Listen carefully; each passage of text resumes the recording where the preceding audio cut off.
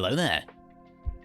So last night I did a run through Expedition 17 on stream with the intention of trying to get through that as quickly, as effectively as possible. Being mindful to the players who struggle to get these expeditions done because they're time limited and they may have responsibilities in the real world that make it a little bit difficult to dedicate that time towards that. So I wanted to build a bit of a guide. I wanted to experience firsthand the difficulties I found in that expedition so that I can come to you with a condensed bit of information that you may find useful to help on your adventure. So, Expedition 17, it was a fairly easy, simple, straight through run. I finished it in just under 4 hours, but I wasted a hell of a lot of time, and with a bit more preparation or thought in just sticking to the basic fundamentals that I recently spoke of in a quite a lengthy, thorough stream around kind of removing the tedium in early No Man's Sky. If I had stuck to those fundamentals, I would have saved quite a bit on time. And I'll get to that in just a second. So, how long do I think this expedition will take? This expedition could probably be done between 2.5 hours to 3 hours. I reckon I could get it done in 3 hours quite comfortably. Now I'm aware of the path ahead. If I was to bring some resources in with me, I reckon I'd get that time down to about 2.5 hours, maybe even closer to 2, with a real rush. There is no gated community unlocks, so you can run through this in simply one playthrough. There is no story or lore here, which is quite disappointing. But we will get to rewards and stuff later on. Let's primarily focus on the objectives here. So I did a blind run. I took in my main character, but I didn't bring any resources with me, just so that I didn't have any advantages on hand and had to acquire everything on site.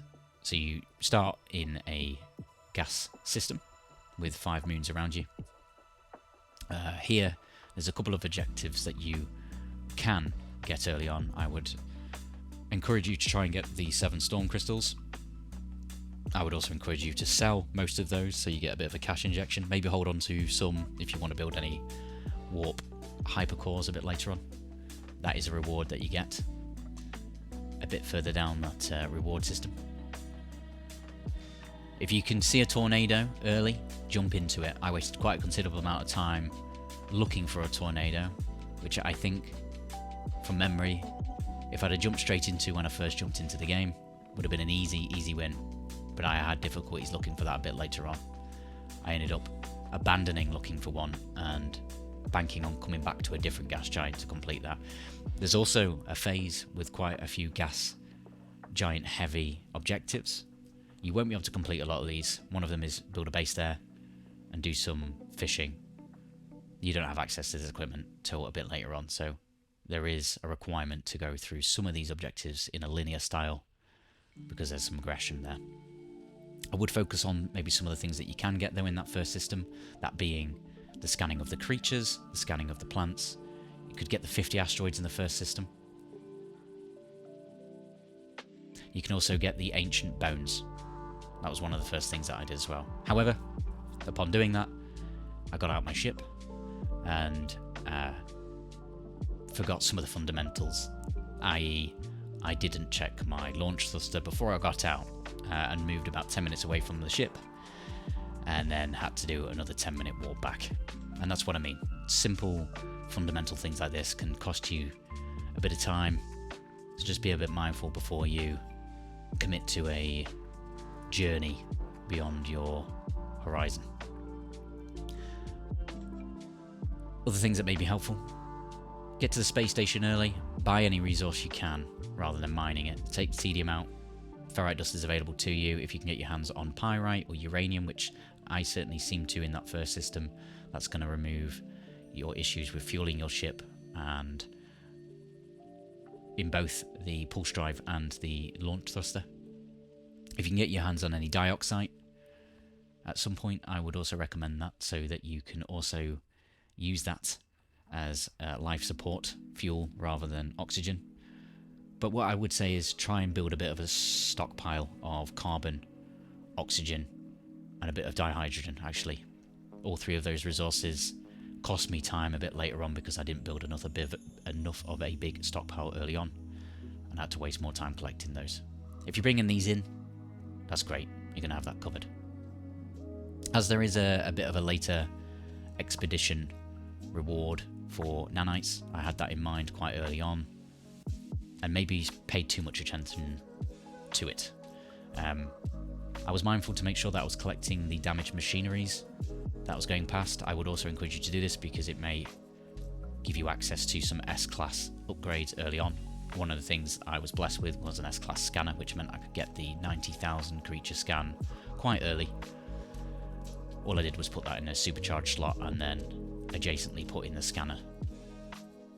And while I was looking for the creature scans reward, it popped for me. However, I did commit to trying to catalogue a planet on one of the first moons in that gas giant. Terrible idea. I got 11 out of 12 creatures, something like that. The last one I was looking for was a rare underwater creature.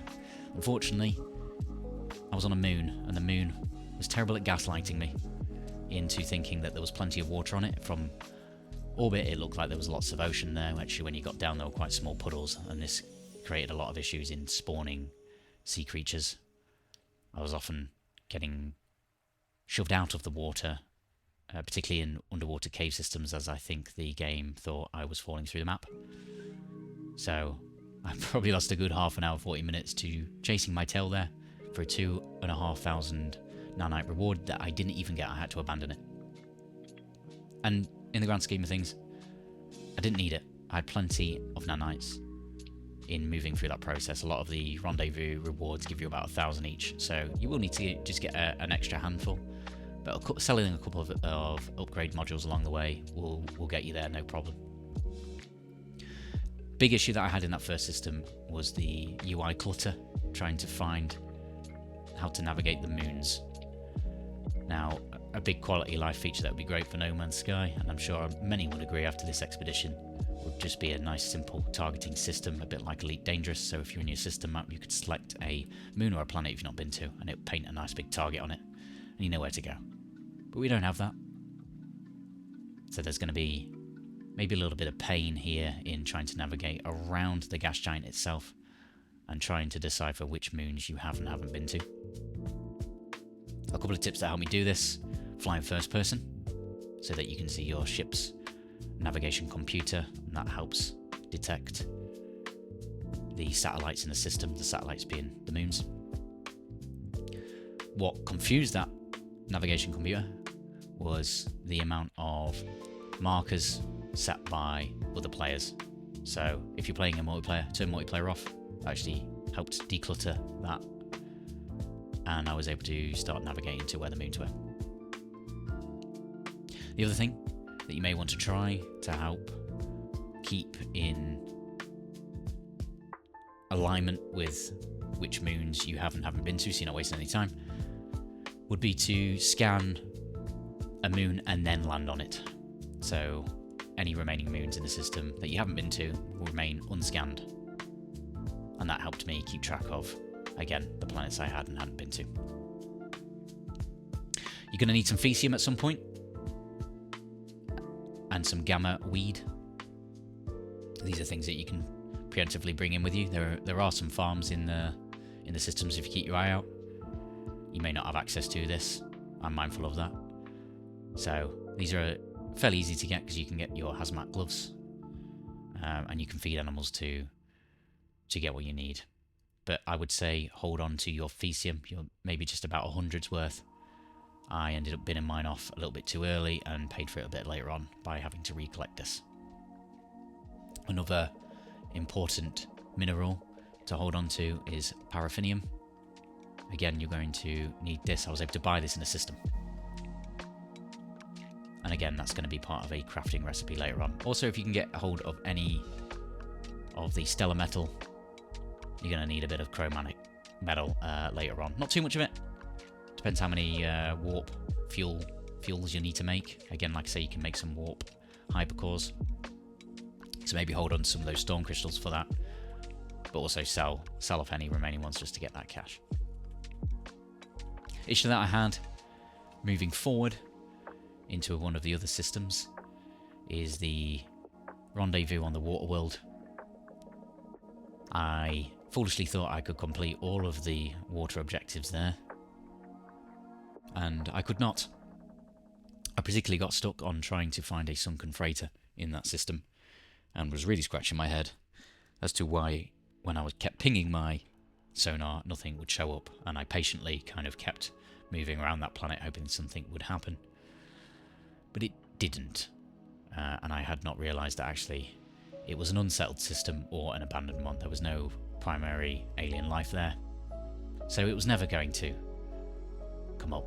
It took me a while to actually recognise that, so do pay attention. Again, some fundamental things here. Pay attention to what the system type is telling you before you go into it, because I also hadn't paid attention to why I couldn't find the space station there. The thing that did confuse me is I saw a nice yellow marker coming into that system, thinking that was the space station. I was following it, but actually it was the rendezvous marker. I did cotton on a bit later on when I realised, hang on a minute, when you warp into a system you're right next to the space station, so how come I cannot see it? So I ended up warping to another one and coming back, but that did not make the penny drop for the sunken freighter. That came a bit later, so again, quite a bit of time wasted there. A couple of objectives that I held off till later on was that sunken freighter, was building the colossal exocraft, and then also the renaming of a Discovery. Now, the renaming of Discovery over time is going to become harder as the bubble of Discovery expands with the amount of players playing this expedition. So the sooner you can get that, or come on and at least complete this expedition, the easier that's going to be. But I saved that till the end because it was evident quite early on that there was no point scanning and trying to rename anything in the rendezvous systems, because it was all going to be taken up. So after moving through all the rendezvous, after I got to the last rendezvous 5, I just had 3 objectives left, which was the sunken freighter, the renaming, and the colossal exocraft. So I looked in the galaxy map directly upwards rather than moving towards the centre or moving in a different plane. I just looked up, or you could look down. They tend to be the paths that are least trodden, and I was able to jump one system about 600 light years away, and the first discovery I made, which was a plant, I was able to rename. I then built the exocraft, and then I built another submarine on that planet. In fairness, I could have just destroyed the docker on the water world and then remade it here, and then I was able to ping for a freighter, and then the freighter came straight up, and that's what ended my questline. Of course, you want to think about what upgrades may be useful. I was selling pretty much any upgrades that I was getting that didn't seem to help move me forward. S-class movement modules are good. I didn't bother with any environmental hazards. I got an S-class scanner just literally for that objective, but most things I sold. There was one opportunity that I was able to get on a butterfly. I think that may have also been on one of the rendezvous planets, and that just really helped get rid of the issues with trying to traverse the landscape on a jetpack. However, I was unable to spawn the companion on any of the planets, so I don't know if that was a bug or a feature. And that was pretty much it. That's what I have for you. Stick to the fundamentals. Remember to keep everything fueled, particularly launch thruster. Have a bigger stack of your basic resources so that you spend less time having to run back and forth collecting things. If you're already in the process of collecting them, just collect that little bit more so that you're safe, and then try to pivot to other resources to recharge your equipment so that you keep those baseline resources available for building. As you know, moving through these expeditions, they often have a linear progression pathway, so resources and rewards do make sense, and sometimes they chain together. But some of those easier objectives you can get a little bit earlier, and for example, I can't remember exactly which one it is. It might have been the scanner scanning the 19,000 creature gave me access to an advanced mining laser, for example, and that came in very handy. Now the rewards itself, I've got obviously the ship here, the staff in my hand. Staff's quite cool in terms of aesthetics. I'm not really that bothered about living ships, never have been, although this model is certainly nicer than I think the original ones. It was teased in the trailer that this living ship could go underwater. It cannot, so that was a bit of a disappointment. How would I rate this expedition? To be fair, I'm probably a little bit disappointed with it. I expected something a little bit more. There didn't seem to be any lore, unless I'm completely overlooking anything, but any lore that I did come into contact with it was already in the game and related to other quest lines. It was fairly quick. Some of the tasks were quite tedious, and that can be a bit of a theme in expeditions, I feel sometimes.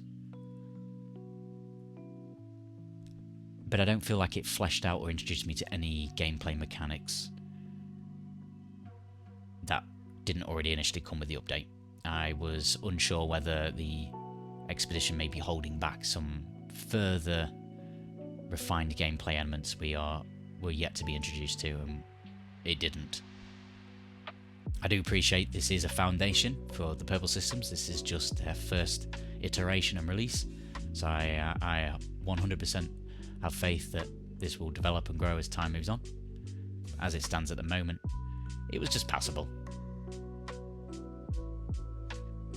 Now, you can, if you're interested, go ahead and listen to or follow along on last night's stream and watch me painfully move through it at times.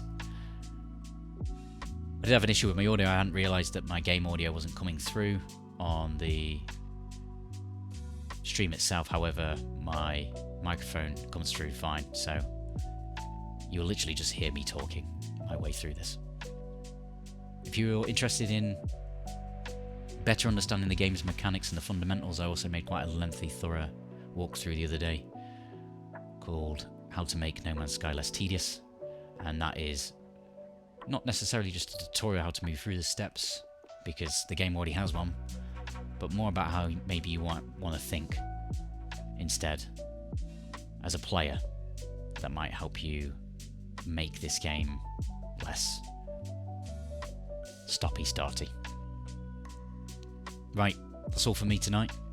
So, good morning, good afternoon, good evening to wherever you are.